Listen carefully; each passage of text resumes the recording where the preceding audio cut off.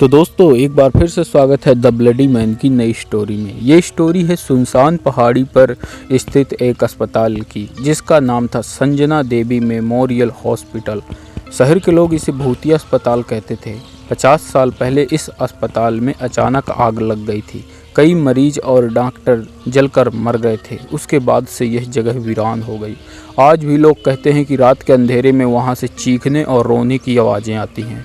इस अस्पताल का ये भूतिया इतिहास मोहित और उनके 3 दोस्त राहुल, अमित और गौरव को बहुत आकर्षित करता था। वे सब कॉलेज के छात्र थे और हॉरर फिल्मों और भूतिया कहानियों के बहुत शौकीन थे। एक दिन गौरव ने उन सबको चैलेंज किया, चलो आज रात हम उस अस्पताल के अंदर चलते हैं और पता लगाते हैं कि वहाँ क्या है।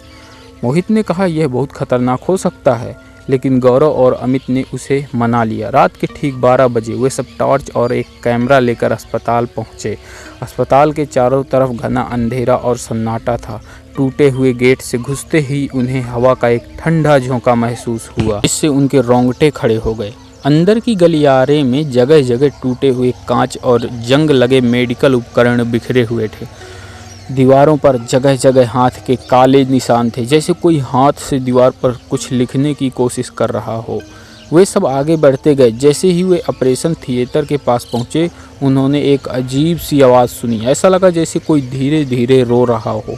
अमित, जो बहुत डरा हुआ था, फुसफुसाया, हमें यहाँ से वापस चलना चाहिए, नहीं तो हम मारे जाएंगे। लेकिन तभी गौरव ने टॉर्च जलाकर देखा। एक कोने में एक कुर्सी पर एक सफ़ेद कपड़ों वाली औरत बैठी थी, जिसके लंबे काले बाल उसके चेहरे को छुपा रहे थे।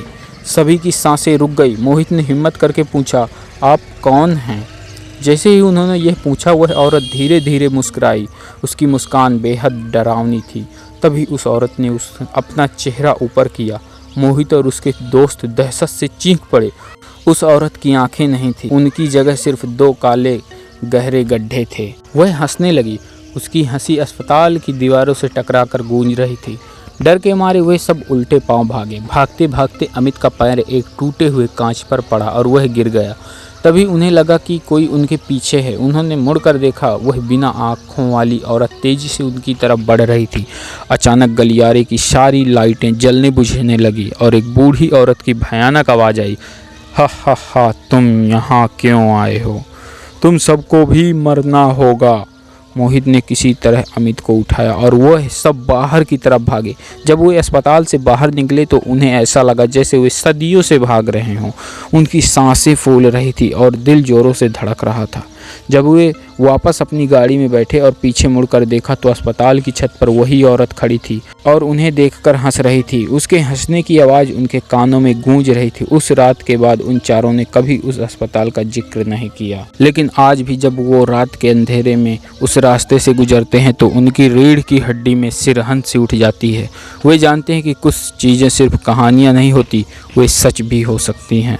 सो दोस्तों, स्टोरी कैसी लगी कमेंट सेक्शन में ज़रूर बताना और हमारे इस यूट्यूब चैनल को सब्सक्राइब कर लेना, क्योंकि हर शाम 7:30 बजे हम मिलते हैं यहाँ पर एक नए रियल डर के साथ।